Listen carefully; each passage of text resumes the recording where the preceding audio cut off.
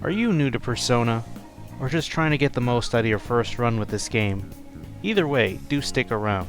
I've compiled a list of spoiler-free tips to help you use your very precious time wisely and make each day as productive as possible.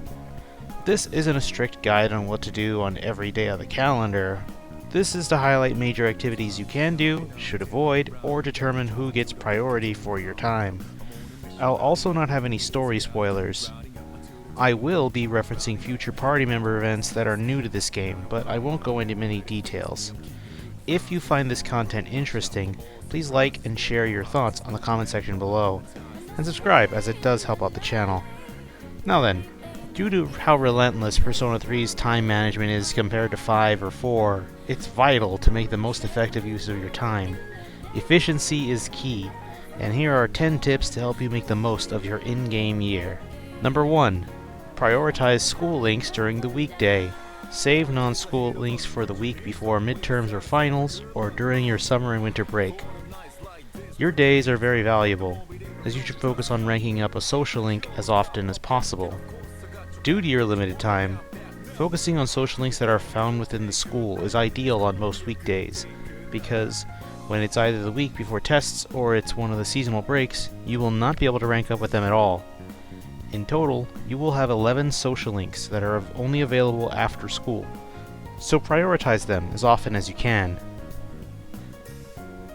Number 2. Focus on your stats during nighttime.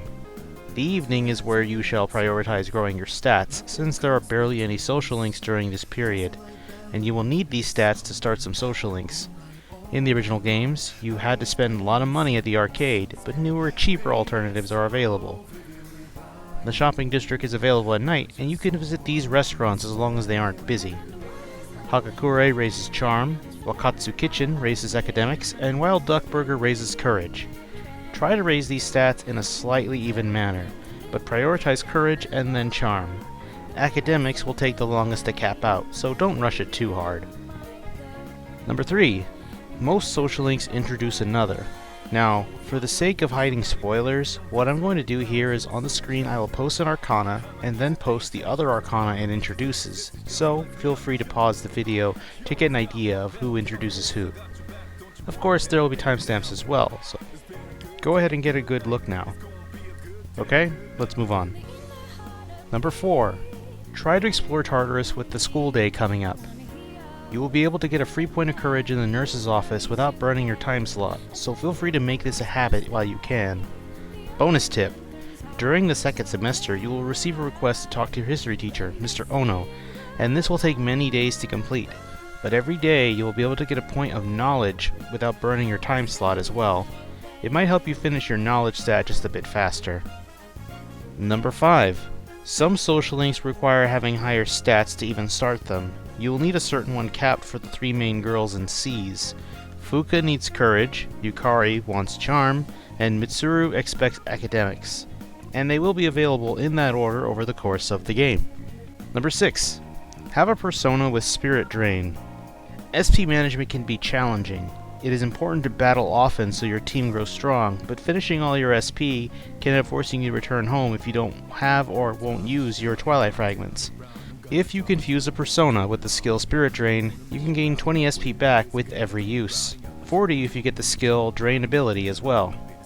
Using this skill will help you stay longer in Tartarus, and you can instead use your SP healing items for the rest of your team. Number 7. Before you leave Tartarus, make a quick run through the earliest floors. This might seem unusual, but you might find extra Twilight Fragments while you do so. And since the shadows are pushovers, you could ignore them by the time you're past April or May. You also might find a little extra money and items as well. Number 8. Buy SP restoring sodas from the vending machines every week.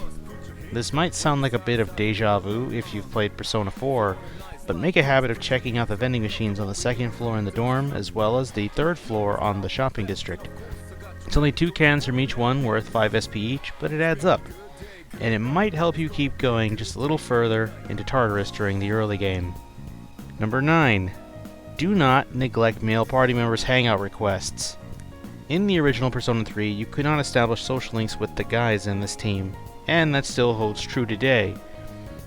but new to this game are linked episodes. They're optional content that has you learning even more about the guys compared to the original experience, and you get a specific reward for completing them. I won't tell you what it is, but you'll understand when you finish one. Also, some have very short windows to complete theirs. One of Junpei's hangouts falls on November 7th specifically. Don't forget it, please. You'll thank me later. Number 10. Hit the Arcana Burst as frequently as you can.